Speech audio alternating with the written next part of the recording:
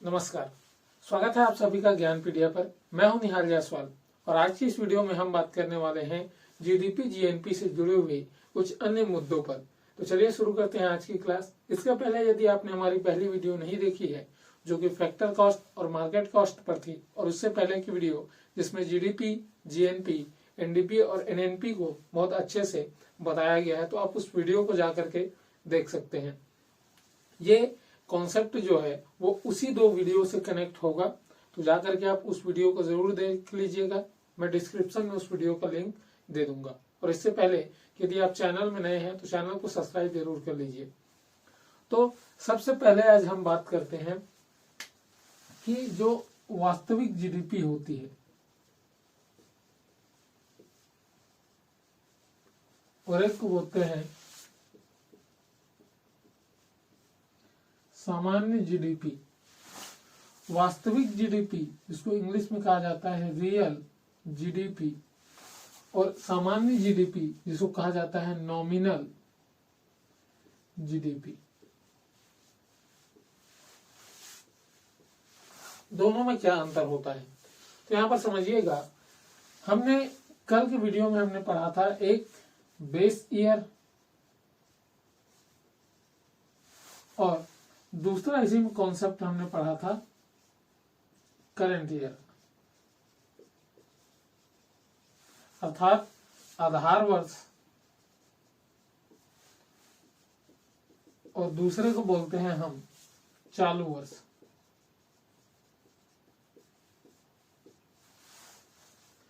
यहां पर base year में हम किसी पिछले वर्ष को जिसमें मुद्रास्फीति की स्थिति लगभग आज से कम थी या जिसमें मुद्रास्फीति का प्रभाव ना पड़े अभी आने वाले ईयर में, इसको देख करके हम किसी एक वर्ष को आधार वर्ष तय करते हैं। भारत की स्थिति में ये 2011-12 जो है वो अभी की वर्तमान में क्या है, ये बेस ईयर है या आधार वर्ष है। दूसरा है करंट ईयर। तो करंट ईयर का मतलब है कि जो वर्ष अभी वास्तव में चल रहा है, जो करंट में चल रहा है, उसी को हम चालू वर्ष के अंतर्गत रखते हैं। तो अभी हम मान लेते हैं कि ये 2023-24 वाला चल रहा है। ठीक, तो इन दो आधारों पर तो जब जीडीपी की गणना की जाए किस पर, बेस ईयर पर, मतलब जब जीडीपी गणना की जाए बेस ईयर पर, तो इसको हम कहते हैं वास्तविक जीडीपी। और जब हम सामान्य जीडीपी या नॉमिनल जीडीपी की बात करते हैं, तो जब हम उसको जीडीपी की जो गणना है उसको जब करंट ईयर पर करें या चालू वर्ष पर जब करें, तो उसको हम बोलेंगे जीडीपी या नॉमिनल जीडीपी कहा जाता है।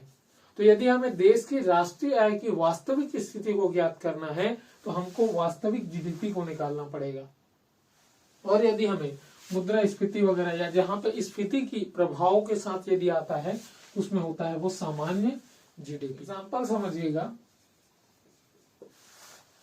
मान लेते हैं कि हमने आज पेन खरीदा है और इस पेन का मूल्य अभी वर्तमान में ये है 25 रुपए मान लो, ठीक। और उत्पादन किया गया है आज के डेट में, मान लेते हैं जो उत्पादन हुआ इस पेन का ये है 1000 पेन का उत्पादन किया गया। तो यदि हम आज इसका मूल्य निकालें तो हमने मूल्य कितना लिया है 25 रुपए और उत्पादन कितना हुआ 1000, ठीक। वही यदि हम जाते हैं कि ये 2011-12 में इसी पेन की मूल्य जो थी या जो पेन का कीमत थी वो वहां पर थी, मान लेते हैं 10 रुपए, और उत्पादन उतना भी ले रहे हैं वहां पर क्या 1000। तो यदि हम सामान्य जीडीपी की बात करें, सामान्य जीडीपी निकालें, तो हम देखेंगे कि यहाँ पर उत्पादन हमने किया था 1000 पेनों का और प्रत्येक की कीमत कितनी है 25 रुपए। तो इस हिसाब से हमारी जो जीडीपी हो गई वो हो गई 25,000 रुपए। जीडीपी कौन से पर, करंट ईयर पर। लेकिन वही हम यदि पेन की कीमत जो आधार वर्ष में 2011-12 में पेन की कीमत थी 10 रुपए मान लेते हैं, तो यहाँ पर 10 रुपए के हिसाब से हमने उत्पादन कितना किया 1000 रुपए का। तो 10 रुपए के हिसाब से हमने 1000 पेन का उत्पादन किया, तो हमारी जो जीडीपी हो गई बेस ईयर पर हमारे यहाँ वो हो गई 10,000 रुपए। तो देख रहे हैं डिफरेंस कितने का आ गया है यहाँ पर, 15,000 का डिफरेंस यहाँ पर हमको दिखाई दे रहा है। तो जब हम बेस ईयर पर काउंट करते हैं किसी भी देश की जीडीपी को, तो बेस ईयर पर जो इनकम आएगी या जीडीपी राष्ट्रीय आय जो निकलेगी वो वास्तव में रियल जीडीपी निकलती है। यहाँ पर 10,000 से हमने 25,000 रुपए यहाँ पर हो गया, तो यहाँ पर वैल्यू क्या हो रही है, बढ़ रही है, मतलब महंगाई क्या हो रही है, बढ़ रही है।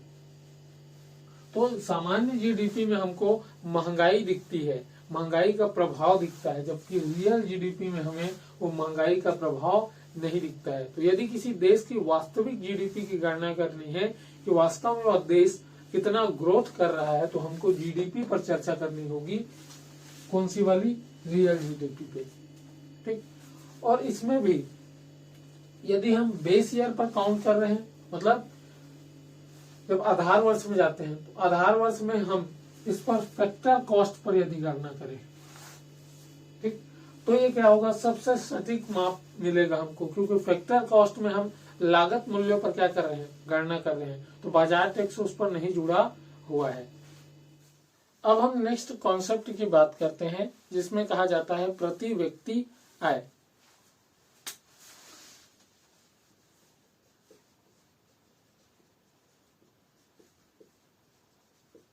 इंग्लिश में कहेंगे इसे per capita income, short form में लिखा जाता है पीसीआई। ठीक, तो पर कैपिटा इनकम क्या होती है, या किसी देश की राष्ट्रीय आय में जब हम प्रति व्यक्ति आय की गणना करते हैं तो वो क्या होता है। तो सबसे पहले समझिएगा, एग्जाम्पल पहले समझते हैं कि मान लेते हैं आपके घर में जो इनकम आती है सालाना, वो सालाना इनकम है 10,000 रुपए। ठीक, कि कुल आय जो है आपके घर की सालाना जो है ये है प्रति वर्ष। ठीक, और आपके घर में यदि 5 सदस्य रहते हैं,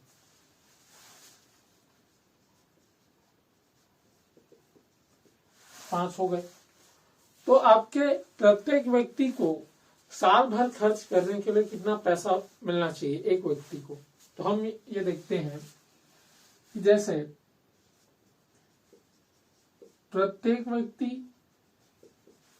का खर्च क्या होगा, तो हम 10,000 रुपए जो आपकी घर के इनकम हुई उसमें भाग देते हैं आपके घर में जितने लोग हैं उसका। तो यहां पर यह हो जाएगा 2,000 रुपए। कितने को मिलना चाहिए, प्रत्येक व्यक्ति को मिलना चाहिए। कितने में, साल भर में या एक वर्ष में। कहने का मतलब ये है कि प्रत्येक व्यक्ति को साल भर खर्च करने के लिए 2,000 की रुपए आपके घर में मिलनी चाहिए।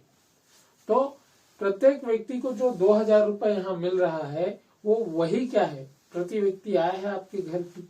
कहने का मतलब ये है कि जब किसी देश की राष्ट्रीय, यहाँ पर है कुल आय, तो यदि हमको किसी देश की राष्ट्रीय आय मालूम है,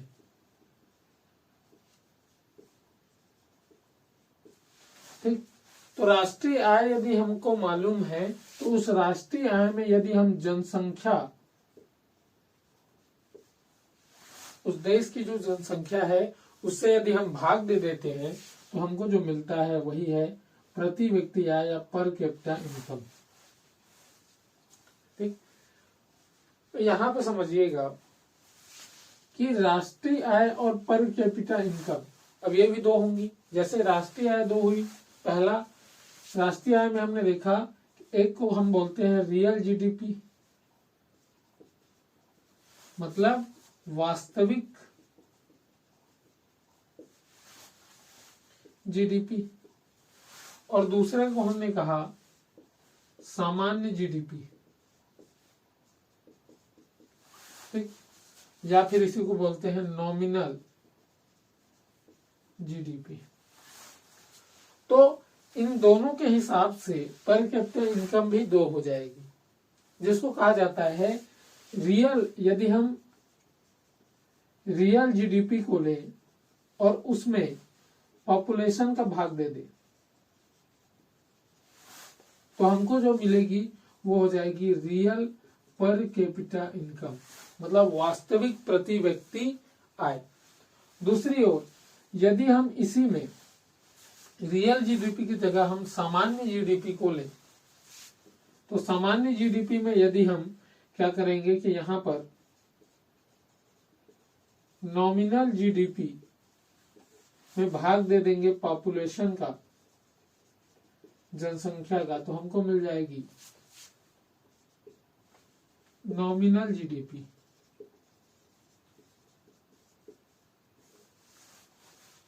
ठीक, कहने का मतलब यह है कि जब किसी राष्ट्र की राष्ट्रीय आय में, मतलब जो शुद्ध राष्ट्रीय आय प्राप्त होगी, उसमें यदि जनसंख्या का हम भाग दे दें तो उसको हम बोलेंगे वास्तविक आय या वास्तविक प्रति व्यक्ति आय। और वहीं यदि हम किसी देश की नॉमिनल जीडीपी में से उसकी जनसंख्या से भाग देते हैं तो हमको मिलता है नॉमिनल जीडीपी।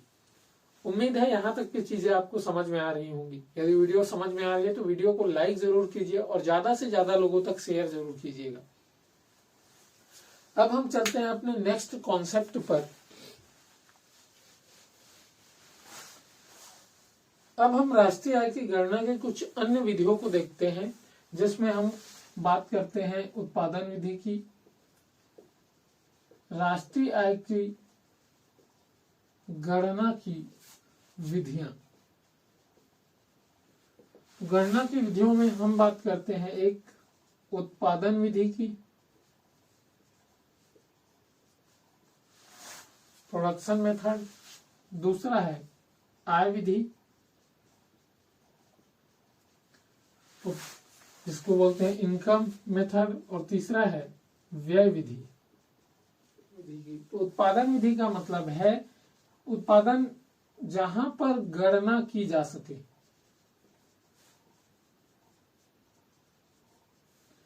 वहां हम उत्पादन विधि का प्रयोग करते हैं। जैसे वस्तु का यदि उत्पादन होगा, एग्जाम्पल के तौर पर समझिएगा, यदि वस्तु का उत्पादन हो रहा है तो उत्पादन यदि वस्तु का हुआ तो उसमें हम ये गिन सकते हैं कि कितनी वस्तुएं बनाई गई, कितने वस्तुओं का उत्पादन हमने किया। यदि किसी कृषि क्षेत्र या खाद्यान्न क्षेत्र से तो हम उसमें गणना कर सकते हैं, जैसे कि कितने किलो अनाज उत्पन्न हुआ। ठीक है, तो इन सारी चीजों में जब हम उपयोग करते हैं तो इसमें करते हैं उत्पादन विधि का प्रयोग। सामान्य तौर पर जो प्राथमिक क्षेत्र होता है और द्वितीयक क्षेत्र, प्राथमिक क्षेत्र कहने का मतलब है कृषि पशुपालन वगैरह जो होती है उन सब से जो मिलता है उससे, और द्वितीयक मतलब विनिर्माण क्षेत्र जहां पर मैन्युफैक्चरिंग और कंस्ट्रक्शन का काम किया जाता है, वहां पर इस विधि का प्रयोग करते हैं। भारत में यह विधि प्रयोग में लाई जाती है कहाँ? प्राथमिक क्षेत्र में और द्वितीयक क्षेत्र के अंतर्गत। आय विधि का मतलब क्या है? जहां पर हम गणना नहीं कर सकते,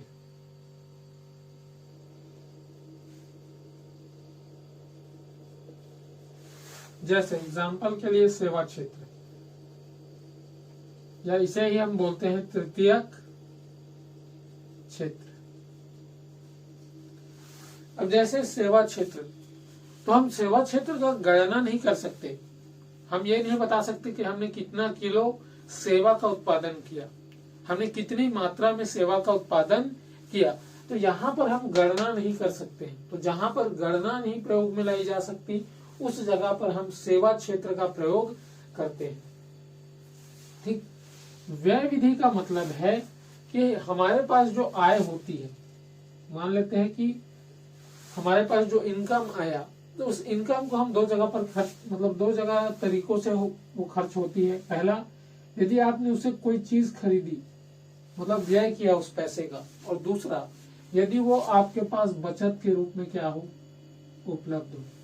तो जैसे आपकी आय थी 1000 रुपए, ठीक। और आपने इसमें से 500 रुपए का क्या कर दिया, खर्च कर दिया, और 500 रुपए अपने पास बचा करके रख ली, ठीक। तो जो आपकी आय होगी वो निकल जाएगी कितनी, 1000 रुपए। यदि हमको व्यय बता दिया जाए, बचत बता दिया जाए, तो हम आपके आय का पता लगा सकते हैं। तो बचत या व्यय विधि में यही चीजें कैलकुलेट करनी होती है। तो जहां पर हमको व्यय स्पष्ट तौर पर दिखे और दूसरा बचत भी स्पष्ट तौर पर दिखे, ये वाली विधि आय विधि ये भी भारत में प्रयोग की जाती है, लेकिन व्यय विधि का प्रयोग भारत में नहीं किया जाता है। इसका कारण है कि भारत में बहुत सारी जो जनसंख्या है उनके द्वारा जो बचत की जाती है, असंगठित क्षेत्र है बहुत सारे, जैसा कि हमने बताया था असंगठित क्षेत्र और संगठित क्षेत्र पढ़ते हुए कि असंगठित क्षेत्र भारत का लगभग 70% हिस्सा जो है वो असंगठित क्षेत्र है, अर्थात जिसके बारे में डेटा सरकार के पास नहीं है। तो इन क्षेत्रों में जब वो बचत करते हैं, जब वो व्यय करते हैं, तो इनका स्पष्ट डेटा हमको नहीं मिल पाता है, और जिसकी वजह से हम व्यय विधि के माध्यम से वहां पर उसका गणना नहीं कर सकते हैं, राष्ट्रीय आय की गणना नहीं कर सकते हैं। तो सामान्य तौर पर हम उत्पादन विधि का प्रयोग करते हैं और दूसरे में हम आय विधि का प्रयोग करते हैं। उत्पादन विधि का प्रयोग हम प्राथमिक और द्वितीय क्षेत्र के अंतर्गत कहते हैं, जबकि आय विधि का उपयोग हम तृतीय क्षेत्र के अंतर्गत करते हैं। तो यह हो गई राष्ट्रीय आय को मापने की गणना की अन्य विधियां, जहां से क्वेश्चन पूछे जाते हैं। तो भारत में प्रयोग की जाती है उत्पादन विधि और आय विधि। व्यय विधि का प्रयोग भारत में नहीं किया जाता है, क्योंकि बहुत सारी जनसंख्या जो है वो असंगठित क्षेत्र के रूप में यहाँ है। तो बात यह आती है कि वास्तव में आय विधि, उत्पादन विधि या व्यय विधि में गणना किस प्रकार से की जाती है। तो ये समझिएगा, उत्पादन विधि में क्या होगा कि हमने जितनी भी वस्तुओं का उत्पादन किया, जितनी भी वस्तुओं का उत्पादन किया, इस उत्पादन की गई वस्तुओं का हम टोटल मूल्य निकालेंगे और इसको ही क्या कह देंगे, उसकी राष्ट्रीय आय के रूप में हम चिन्हांकित कर देंगे, ठीक। तो यह हो गई उत्पादन विधि। आय विधि में क्या होता है, तो आय विधि में जैसे यदि हम क्या है कि भूमिपति है, मकान के मालिक है, तो भूमिपति को भूमि से क्या मिलेगा, किराया मिलेगा, ठीक। यदि आप पूंजीपति हैं, पूंजीपति कहने का मतलब है यदि आपने कहीं पर पैसा निवेश किया है, इन्वेस्टर हैं आप, तो इसके संबंध में आपको क्या मिलेगा, ब्याज मिलेगा। उसी तरीके से यदि कोई मजदूर है तो उसकी निकलेगी क्या, मजदूरी। और वहीं पर यदि हम क्या है, मैनेजर हैं, प्रबंधक हैं,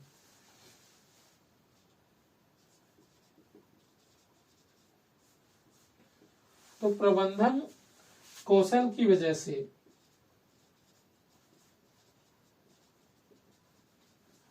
इसको पैसा दिया जाएगा, आय दी जाएगी। तो इस तरीके से आय विधि में क्या करते हैं कि जिस क्षेत्रों में, जैसे भूमिपति का किराया कितना हुआ, पूंजीपति ने ब्याज कितना कमाया, मजदूर ने मजदूरी कितनी कमाई, प्रबंधक ने प्रबंधकी कौशल से कितना आय अर्जित किया। तो इस तरह से जो क्षेत्र जहां पर गणना हम नहीं कर सकते, तो हम वहां पर उस सेवा से जो आय हुई उन सब की गणना कर लेते हैं, और उनको जब जोड़ा जाता है तब मिल जाती है हमको आय विधि के माध्यम से नेशनल इनकम। वहीं पर व्यय विधि की यदि हम बात करें तो मैंने पहले ही बताया कि यदि हम उस क्षेत्र में किसी वस्तु या सेवाओं में होने वाले व्यय और बचत, किसी सेवा क्षेत्र से जो आय हुआ उसमें जो बचत हुई और दूसरा जो व्यय हुआ, उन सब को यदि हम जोड़ देते हैं तो जोड़ने के बाद हमको क्या मिल जाती है, उस देश की राष्ट्रीय आय मिल जाती है। लेकिन हमारे यहाँ बचत करने वाले लोग बहुत है, लेकिन वो पैसा घरों में रखते हैं, बैंकों में जमा नहीं होता है। तो बैंकों में जब जमा नहीं होगा, घर में यदि उन्होंने रखा हुआ है, तो वो सरकार की निगाह में नहीं आ पाएगा, और इस वजह से उसका सही सही जो गणना है वो नहीं हो पाएगी। इसीलिए हमारे यहाँ व्यय विधि का प्रयोग नहीं किया जाता है।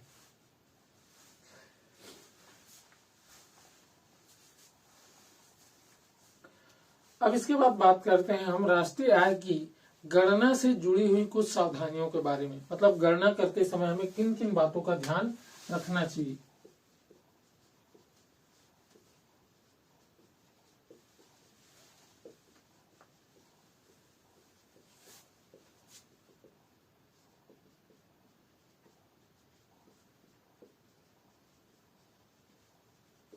तो राष्ट्रीय आय की गणना में शामिल नहीं किया जाता है, किन किन चीजों को शामिल नहीं किया जाता है। तो पहला चीज होता है जिसको बोलते हैं अवैधानिक स्रोतों से प्राप्त आय को।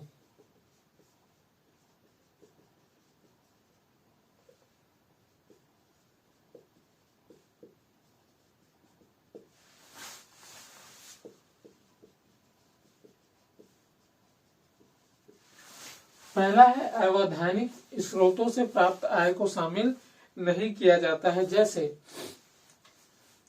चोरी से आया हुआ पैसा है। एग्जाम्पल में समझिएगा, मान लो किसी व्यक्ति ने बैंक की में चोरी कर ली, डकैती कर ली, भ्रष्टाचार किया है, हवाला से पैसा आया है। हवाला का मतलब है विदेशों से जो पैसा सरकार की निगाह के बिना आता है, ठीक है, तो वो हवाला है। तो यहाँ पर चोरी, डकैती, भ्रष्टाचार और हवाला से आया हुआ पैसा, मतलब जो हमको जो आय होती है वो आय यदि गैर कानूनी है या गैर कानूनी ढंग से हमने क्या की है, उस आय को अर्जित किया है, तो उसको हम राष्ट्रीय आय में सम्मिलित नहीं करेंगे। इसका दो कारण है। पहला, एक तो यह अवैधानिक है, मतलब कानूनी रूप से यह जुर्म है। दूसरा, यदि हम इसको राष्ट्रीय आय में कैलकुलेट करते हैं,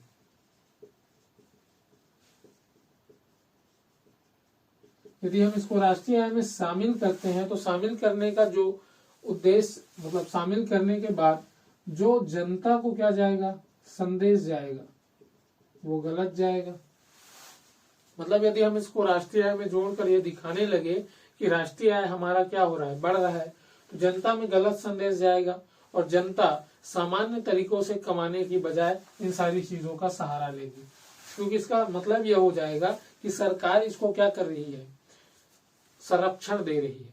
ठीक है, तो ये गलत चीजें हैं, तो इनको शामिल नहीं किया जाता है। दूसरी जो चीज है, मूल्य वृद्धि को राष्ट्रीय आय में सम्मिलित नहीं किया जाता है।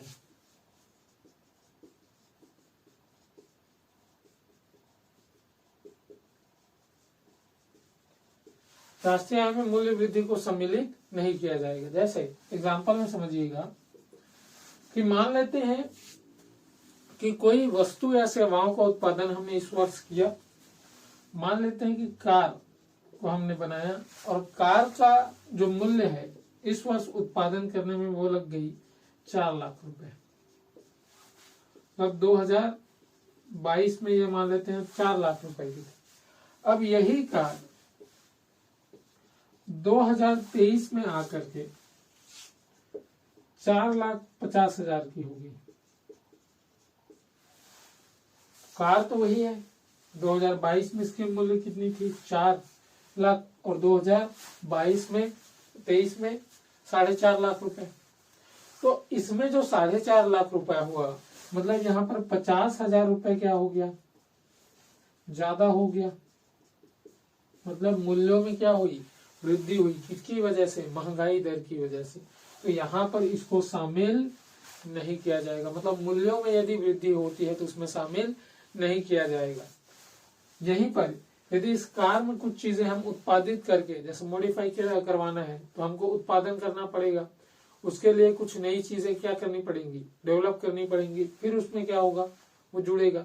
तो यदि किसी वित्तीय वर्ष के अंतर्गत उत्पादन हो रहा है तो उसी वर्ष में जो उत्पादित चीजें होंगी उसको क्या किया जाएगा, जोड़ा जाएगा। इसको कहा जाता है निषिद्ध वस्तु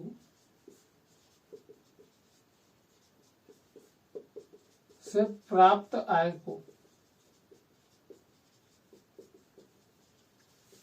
नहीं जोड़ा जाता। जैसे निषिद्ध वस्तु का मतलब है कि जहां उन वस्तुओं या सेवाओं का उत्पादन के लिए मनाही की गई हो, मना किया गया हो, तो यदि किसी वस्तु का उत्पादन ही मना किया गया है देश में किसी में, वो वस्तु या तो बाहर से आएगी गलत तरीके से, तो इस वजह से निषिद्ध वस्तुओं का जो आय होता है इसको काउंट ही नहीं किया जाता है, राष्ट्रीय आय में सम्मिलित ही नहीं किया जाएगा। चौथी चीज समझिएगा, एक तो हो गई निषिद्ध वस्तुओं का, दूसरा है गैर व्यवसायिक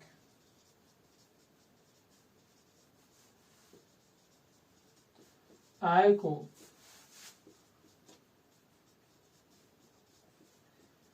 शामिल नहीं किया जाएगा। गैर व्यवसायिक आय कहने का मतलब क्या है, वह आय जो भुगतान योग्य ना हो।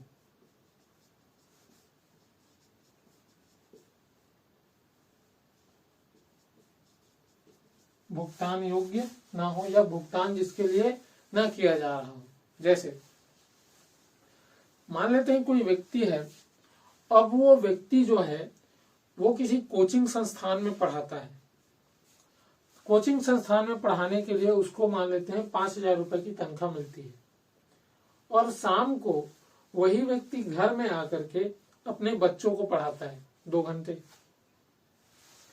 तो वहां पे समझिएगा कि जो 5,000 रुपए बाहर की कोचिंग से मिला उसको, वो है व्यवसायिक आय, क्योंकि उससे उसको पढ़ाने का क्या हो रहा है, वहां पर इनकम हो रहा है। लेकिन दूसरी चीज जो हमने बोली कि उसने घर में क्या कर रहे हैं, अपने बच्चों को पढ़ा रहे हैं, तो अपने बच्चों को पढ़ाने के लिए वो फीस थोड़ी लेता है, नहीं लेता है। तो जहां पर उसको भुगतान न किया गया हो तो उसको बोलेंगे गैर व्यवसायिक आय। तो इस आय को हम कैलकुलेट नहीं करते हैं। ठीक, पांचवा चीज कहा जाता है